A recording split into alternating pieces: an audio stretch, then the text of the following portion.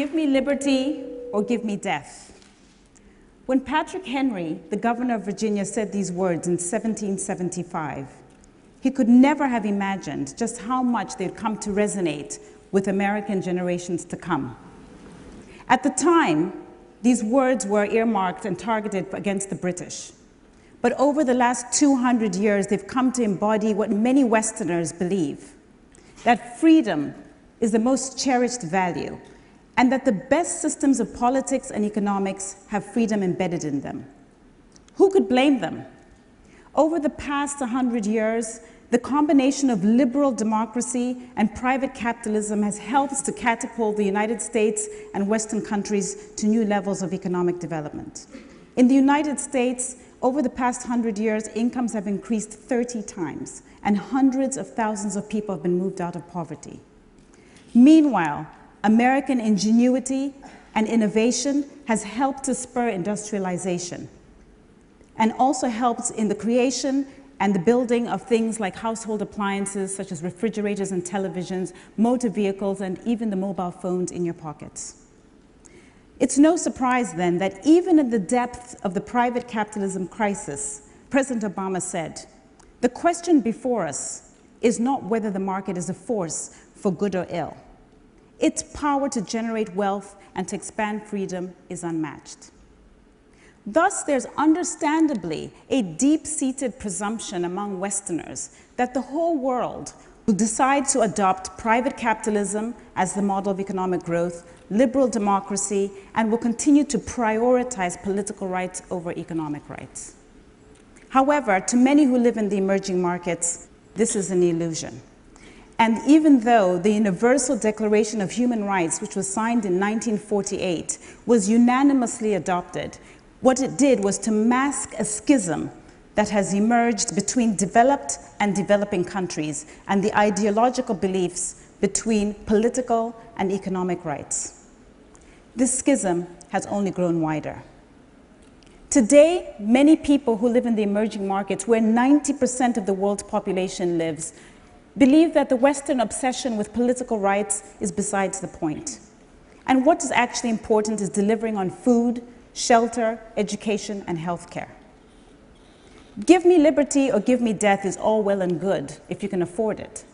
But if you're living on less than $1 a day, you're far too busy trying to survive and to provide for your family than to spend your time going around trying to proclaim and defend democracy. Now, I know many people in this room and around the world will think, well, actually, this is hard to grasp because private capitalism and liberal democracy are held sacrosanct. But I ask you today, what would you do if you had to choose? What if you had to choose between a roof over your head and the right to vote? Over the last 10 years, I've had the privilege to travel to over 60 countries, many of them in the emerging markets, in Latin America, Asia, and my own continent of Africa. I've met with presidents, dissidents, policymakers, lawyers, teachers, doctors, and the man on the street.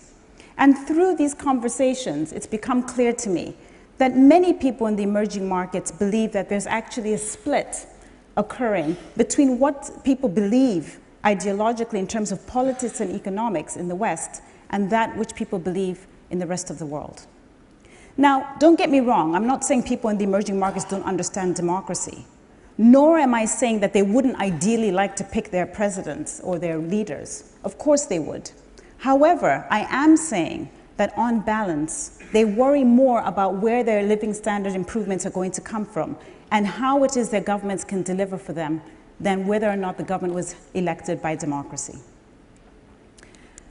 The fact of the matter is that this has become a very poignant question because there's, for the first time in a long time, a real challenge to the Western ideological systems of politics and economics. And this is a system that is embodied by China.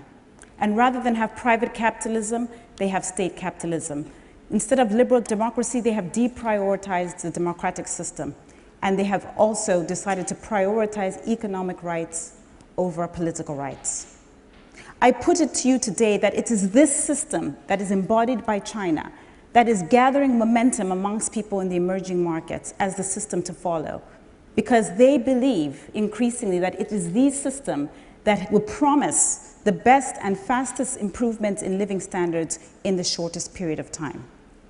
If you will indulge me, I will spend a few moments explaining to you first why economically they've come to this belief. First of all, it's China's economic performance over the past 30 years. She's been able to produce record economic growth and meaningfully move many people out of poverty. Specifically, putting a meaningful dent in poverty by moving over 300 million people out of indigence. It's not just in economics, but it's also in terms of living standards. We see that in China, 28% of people had secondary school access. Today, it's closer to 82%.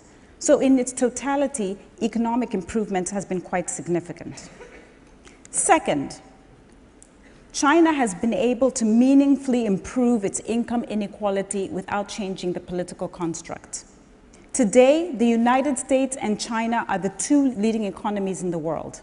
They have vastly different political systems and different economic systems, one with private capitalism, another one broadly with state capitalism.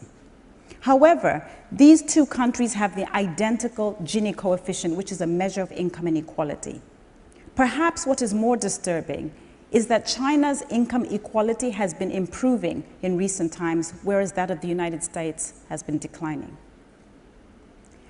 Thirdly, people in the emerging markets look at China's amazing and legendary infrastructure rollout. It's not just about China building roads and ports and railways in her own country. She's been able to build 85,000 kilometers of road network in China and surpass that of the United States.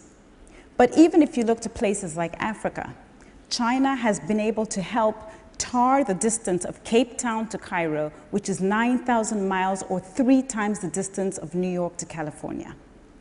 Now, this is something that people can see and point to. Perhaps it's no surprise that in a 2007 Pew survey, when surveyed, Africans in 10 countries said they thought that the Chinese were doing amazing things to improve their livelihoods by wide margins, by as much as 98%. Finally, China is also providing innovative solutions to age-old social problems that the world faces. If you travel to Mogadishu, Mexico City, or Mumbai, you find that dilapidated infrastructure and logistics continue to be a stumbling block to the delivery of medicine and healthcare in the rural areas. However, through a network of state-owned enterprises, the Chinese have been able to go into these rural areas using their companies to help deliver on these healthcare solutions. Ladies and gentlemen, it's no surprise that around the world, people are pointing at what China's doing and saying, I like that, I want that. I want to be able to do what China's doing. That's the system that seems to work. I'm here to also tell you that there are lots of shifts occurring around what China is doing in the democratic stance. In particular, there's growing doubts among people in the emerging markets when people now believe that democracy is no longer to be viewed as a prerequisite for economic growth. In fact, countries like Taiwan, Singapore, Chile, not just China, have shown that actually it's economic growth that is a prerequisite for democracy. In a recent study, the evidence has shown that income is the greatest determinant of how long a democracy can last. The study found that if your per capita income is about $1,000 a year, your democracy will last for about 8.5 years.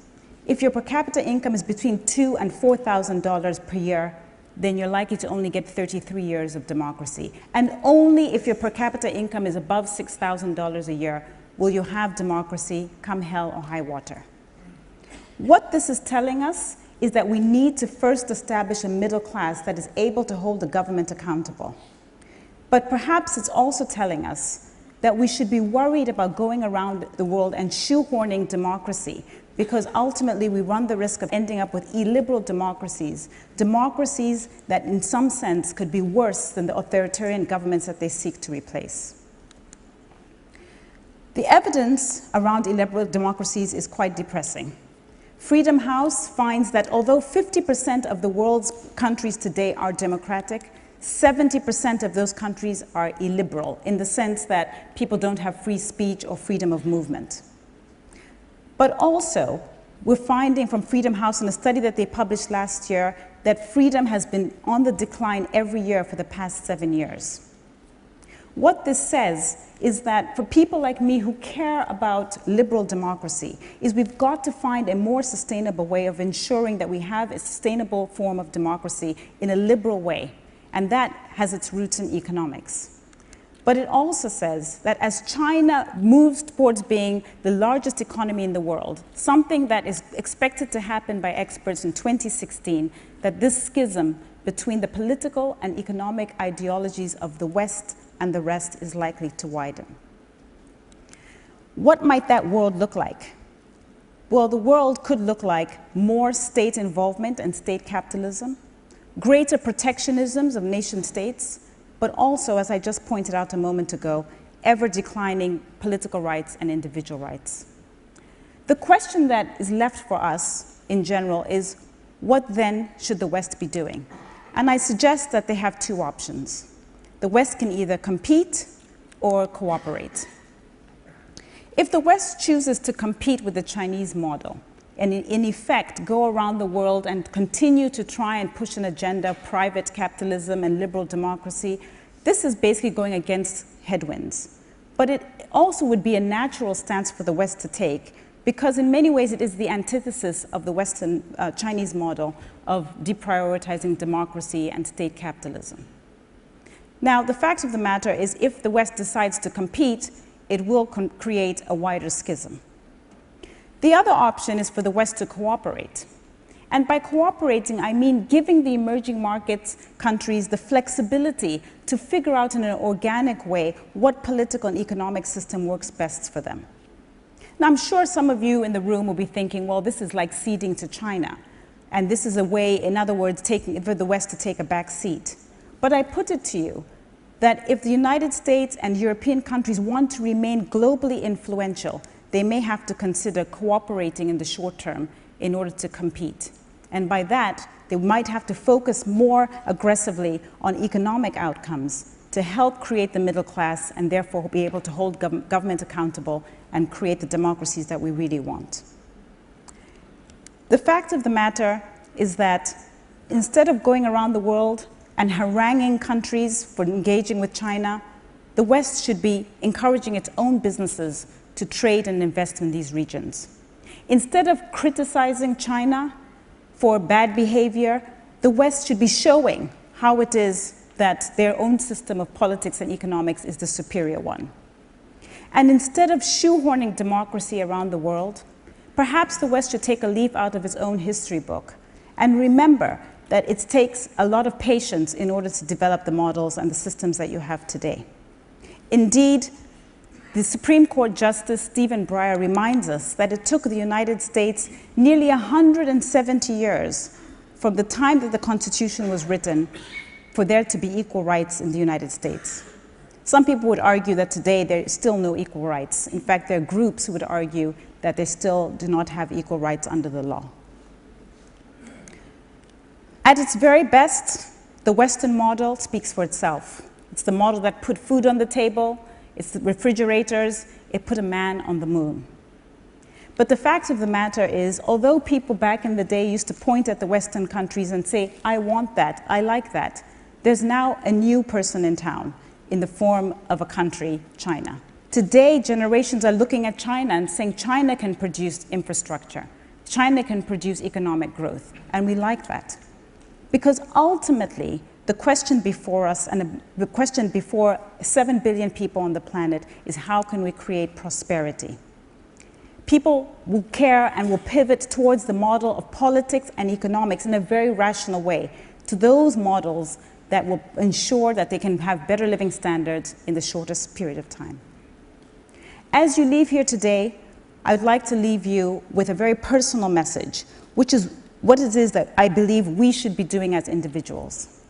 And this is really about being open-minded. Open-minded to the fact that our hopes and dreams of creating prosperity for people around the world, creating and meaningfully putting a dent in poverty for hundreds of millions of people has to be based in being open-minded, because these systems have good things and they have bad things. Just to illustrate, I went into my annals of myself. That's a picture of me. Oh. I was born and raised in Zambia in 1969. At the time of my birth, blacks were not issued birth certificates, and that law only changed in 1973. This is an affidavit from the Zambian government. I bring this to you to tell you that in 40 years, I've gone from not being recognized as a human being to standing in front of the illustrious TED crowd today to talk to you about my views. In this vein, we can increase economic growth. We can meaningfully put a dent in poverty. But also, it's going to require that we look at our assumptions and strictures that we've grown up with around democracy, around private capitalism, around what creates economic growth and reduces poverty and creates freedoms. We might have to tear those books up and start to look at other options and be open-minded to seek the truth. Ultimately, it's about transforming the world and making it a better place. Thank you very much.